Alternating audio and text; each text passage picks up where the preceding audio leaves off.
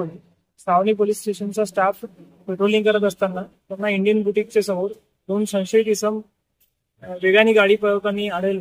त्यांनी त्यांना थांबवलं असता ते थांबले नाही. त्यांनी त्यांचा पाठलाग केला. पाठलाग केल्यावर लोकांना थांबवलं. त्यापैकी एक इसम पळून गेला हाताला मारून आमच्या कर्मचाऱ्याचा. त्यानंतर दुसऱ्याला आम्ही पोलीस ठाणे येथे आणलं. त्याला पोलीस ठाणे येथे आणल्यावर ससून चौकशी केल्यावर त्यांनी असं सांगितलं की त्यांचा दरोडा टाकण्याचा प्लॅन होता आणि या प्लॅन मध्ये त्यांनी शिक्षण आणलेलं होतं त्यावेळेस.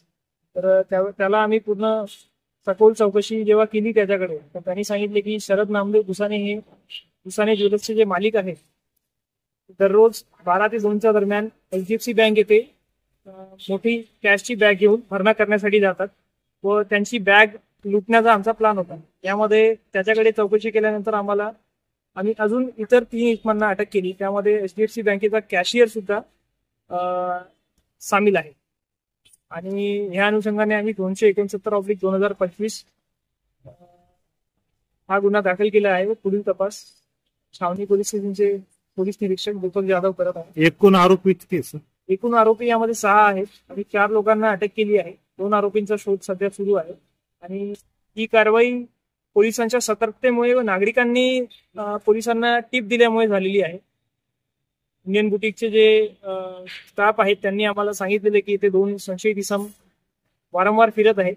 त्यावेळी त्यांच्या माहितीवरून आम्ही तिथे स्टाफ पाठवलेला आणि ती कारवाई केली. आणि आमचं सगळ्या व्यापारी असोसिएशनला एक आव्हान आहे की ते जेव्हाही कॅश डिपॉझिट करायला जातात तर त्यांनी खबरदारी घ्यावी, सावध राहून त्यांनी कॅश डिपॉझिट करायला जावं आणि त्यांनी शक्यतोवर जर ते कारमध्ये 2-3 जण जातील तर त्यांच्या सुरक्षिततेसाठी सुद्धा बरं राहणार. जय हिंद, जय महाराष्ट्र.